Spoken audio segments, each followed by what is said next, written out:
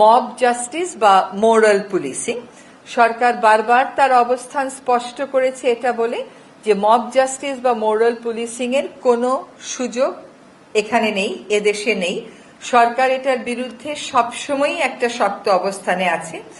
যেহেতু এখনো আইন শৃঙ্খলা পরিস্থিতিটা সম্পূর্ণভাবে যেভাবে আগে ছিল ওভাবে করে আমরা ফেরত আনতে পারিনি, এখনো ফেরত আসেনি, সেক্ষেত্রে আমরা দেখতে পাচ্ছি যে কোনো কোনো জায়গায় এরকম মব জাস্টিস এবং মোরাল পুলিশিং এর ঘটনা ঘটছে। সরকারের অবস্থান একেবারে স্পষ্ট, এরকম মব জাস্টিস কিংবা মোরাল পুলিশিং এর কোনো সুযোগ নেই।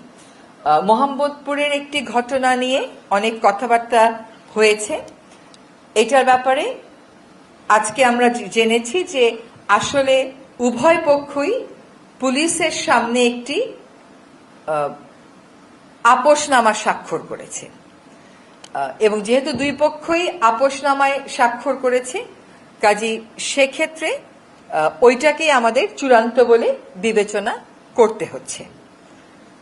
কোনোভাবেই নারীর প্রতি সহিংসতা, কোনোভাবেই এই জাতীয় আচরণ সরকার সমর্থন করে না। এটা আমরা আগেও আপনাদের কাছে স্পষ্ট করেছি, আজকেও আপনাদের কাছে ওই ঘটনার প্রেক্ষিতে আবারও আমাদের বার্তা আপনাদের মাধ্যমে সকলের কাছে পৌঁছে দিচ্ছি। আপনাদের কোনো প্রশ্ন থাকলে আমরা উত্তর দেব।